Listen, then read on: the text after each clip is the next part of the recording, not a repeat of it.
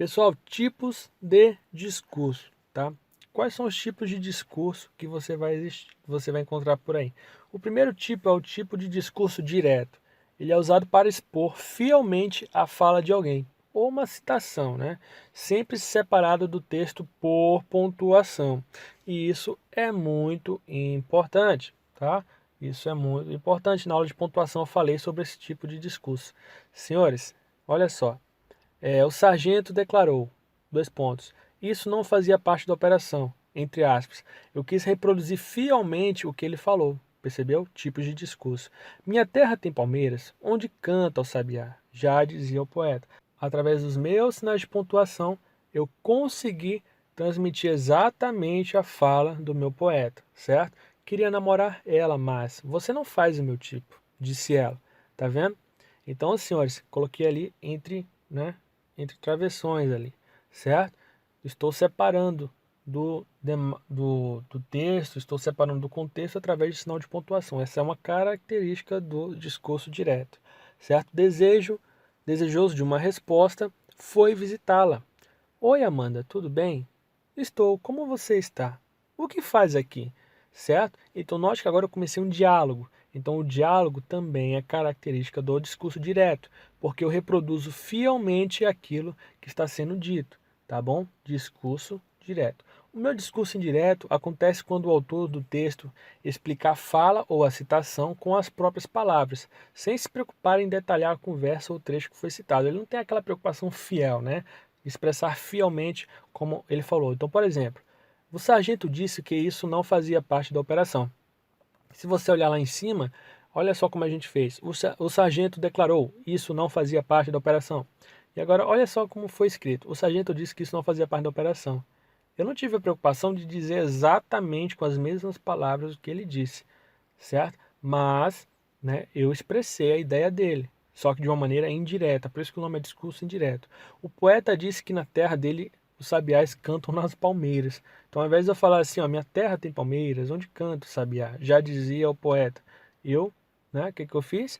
Eu usei o discurso indireto. Olha, o poeta disse que na terra dele os sabiás cantam nas palmeiras, tá? Então, no discurso direto a pessoa fala e no discurso indireto eu digo o que a pessoa falou, tá? Como a pessoa falou, de maneira indireta, certo? A grosso modo é isso aí a ideia. Então, ele quis namorá-la, mas ela respondeu que não fazia o tipo dele, tá? Ele estava desejoso por uma resposta e foi visitá-la. Depois de ela atender a porta, Mateus perguntou como Marta passava e ela retribuiu dizendo que estava bem. Eu estou contando a história de um diálogo que foi feito aqui em cima, tá? Desejoso de uma resposta, foi visitá-la. Oi, Amanda, tudo bem? Tá?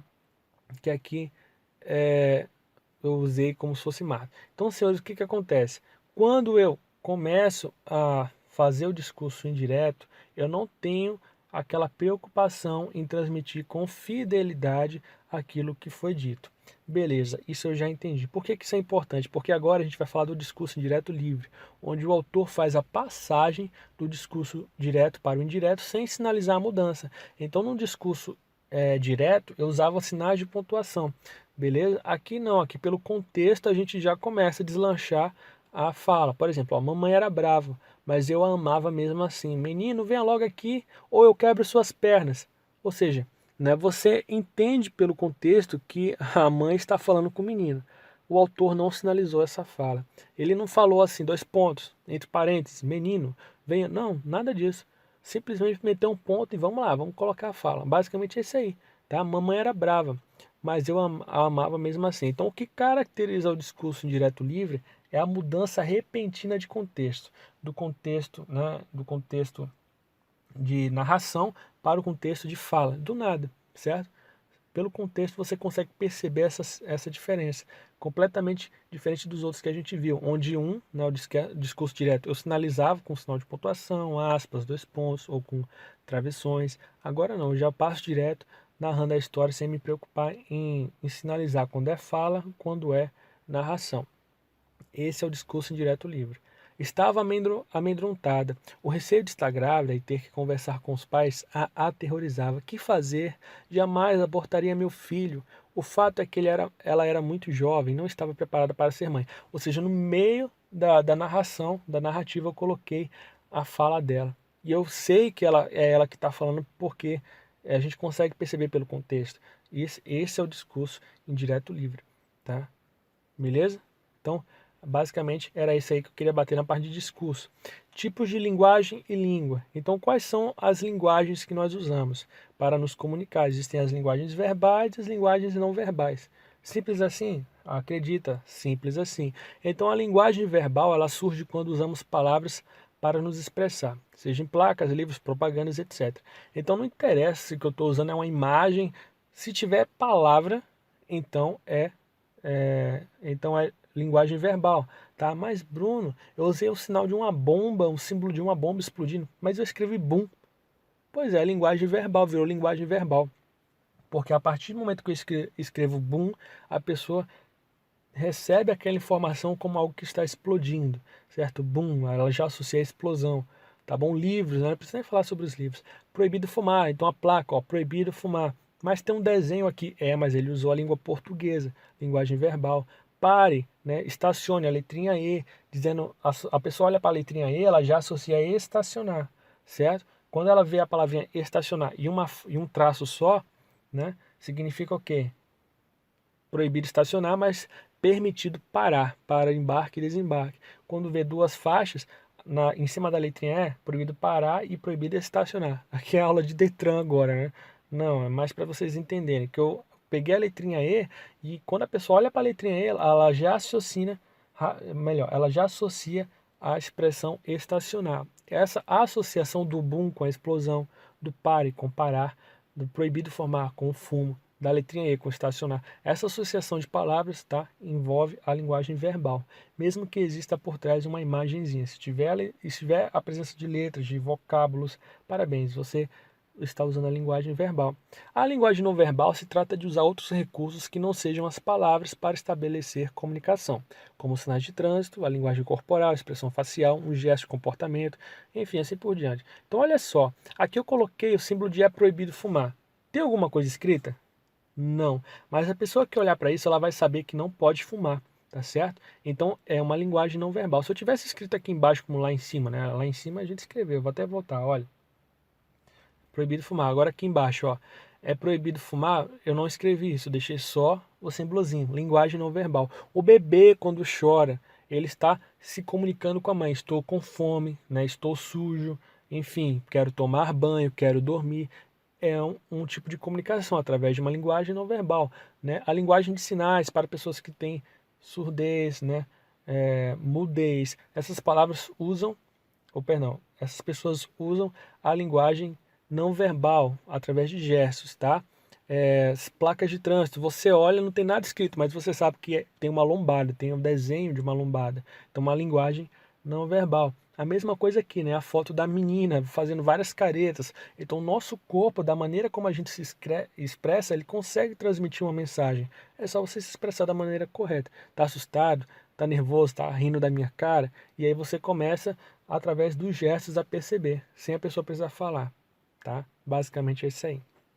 Bom, agora o estudo da língua. Então existe a língua culta, tá? E existe a língua coloquial. A língua culta é usar a língua, né? Não de maneira difícil, com palavras rebuscadas, mas é falar ou escrever obedecendo as regras e normas gramaticais, tá? A gramática normativa que a gente chama. Tudo bem? Mas, Bruno, a gente já viu isso aí, língua culta, né? Texto descritivo, né? Linguagem coloquial, né? Tudo está associado. Então, para exercer a linguagem coloquial, eu uso a língua coloquial, tá? Então, senhores, tudo está relacionado, certo? Então, a língua coloquial é a linguagem do cotidiano, não é? Nós falamos sem muita preocupação com a norma, como a gente já viu, tá? Deslizes gramaticais são comuns, gírias, ditados populares, etc. Então, linguisticamente, uma coisa pode estar correta, mas gramaticalmente pode estar errada. O fato é que a sua prova só vai aceitar a norma culta, aquilo que está gramaticalmente perfeito, beleza? Então, estude bastante. A gente sempre lutou muito, certo? Nós sempre lutamos muito. Eu já falei isso aqui. O uso da palavra a gente no lugar de nós, certo? Tá errado, tá? Então, gente é um substantivo coletivo para povo. Então, o povo sempre lutou muito. Quando você fala agente, significa isso. Agente pobre, agente universitária, agente médica, agente, sei lá. Então, senhores, o povo, a ideia de povo, a palavra agente transmite a ideia de povo. Só que aqui a gente está usando para transmitir o pronome pessoal nós, ou seja, um uso completamente irregular, certo? Linguagem coloquial é isso, é o que está em vermelho, e a linguagem culta, né? A língua culta, a língua correta gramaticalmente é a que está em azul. Você sabe que te enganam, a mesma situação. Ou eu escrevo na segunda pessoa, ou eu escrevo na terceira pessoa. Eu não posso ficar misturando, tá? E na aula de verbos a gente viu isso aí, tá? Se ele fazer o serviço, né? Se ele fizer o serviço, outro problema de conjugação verbal. Então, se ele fizer, subjuntivo, se ele fizer, tá? Agora, por exemplo, aqui, ó, se ele fazer, a conjugação está errada porque eu peguei o modo subjuntivo e coloquei o verbo no infinitivo. Tá errado, tá? É se ele fizer. Aqui em cima também. Ou eu falo, você sabe que eu engano, ou eu falo, tu sabes que tem engano, respeitando a terceira pessoa, a segunda pessoa durante todo o período, certo? Mas não, eu fui lá e misturei. Olha aqui o vermelho, ó. Você, terceira pessoa, e ter segunda pessoa na mesma frase. Está errado. Gramaticalmente está errado. Tá bom, pessoal? Vamos seguir.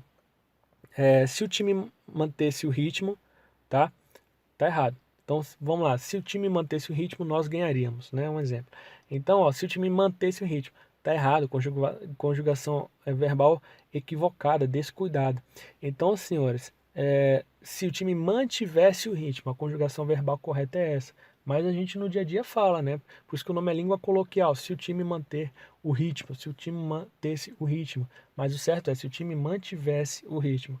Nós, os seis, tá bom, né? Não preciso nem falar, tá? A pronúncia incorreta das palavras. Ao invés de falar nós, vocês, está bom, a gente fala nós, vocês, tá bom? O pessoal, né, que não teve tanto acesso a estudo, principalmente. Os meninos vão bem, ao invés de falar os meninos vão bem, os meninos vão bem, tá? Então, uso incorreto da concordância, né? O verbo, ele tá no singular e todo o resto tá no plural, tem alguma coisa errada. Pois é, exatamente, tá? Esse é o tipo de diferença entre a linguagem culta e a linguagem coloquial, tá? E essas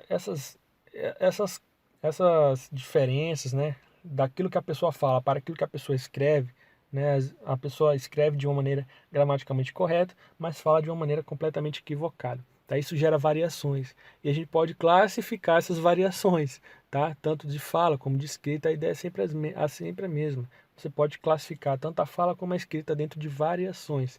Então elas vão sofrendo variações ao longo do tempo. Por exemplo, o primeiro tipo de variação é a variação histórica. É um processo de mudança vocabular, o qual ocorre ao longo dos anos e pode ser observadas pelos exemplos abaixo. Então, ao longo dos anos, a gente vai se comunicando de maneira diferenciada. Então, eu peguei até uma tirinha aqui, né? Então, a evolução da língua, lá para 1900 e bolinha. Vossa mãe me permite um galanteio, né? Vossa mãe não, vossa mercê se me permite um galanteio. És bela tal qual uma petúnia, sois muito abusado. Aí 1980, né, senhores? Posso te falar uma coisa? Acho você linda. Para, meu irmão está olhando. Aí agora, 2010. Se liga, mina, tu é a piriguete, enfim, né? Então olha só como as coisas foram mudando, né? A juventude foi mudando. Isso é normal. Esse processo acontece com a língua, tá? O novo acordo ortográfico, a mesma coisa. Antes era uma coisa, depois de alguns anos passou a ser outra. Ao longo do tempo a língua foi mudando, tá? E em termos de vocabulário também. Então, por exemplo, antigamente, rapagões, agora janotas, pede alferes, vigário, artioso, teteia. Alguém fala esse tipo de palavra hoje em dia? Ninguém fala esse tipo de palavra hoje em dia, tá? Mas a gente fala airbag, CD, freezer, sertanejo universitário, né, satélite, shopping, essas coisas aí a gente fala, tá? São palavras novas, tudo bem? Certo? Pois bem, então, variação histórica. Existe a variação geográfica, o processo pelo qual as palavras mudam de acordo com o lugar. Isso também envolve o sotaque nordestino, sotaque gaúcho, etc. Então, por exemplo, essa figurinha que você está vendo aqui é badoque, estilingue ou atiradeira? O que você acha? Eu já vi gente falar essas três palavras, badoque, estilingue ou atiradeira.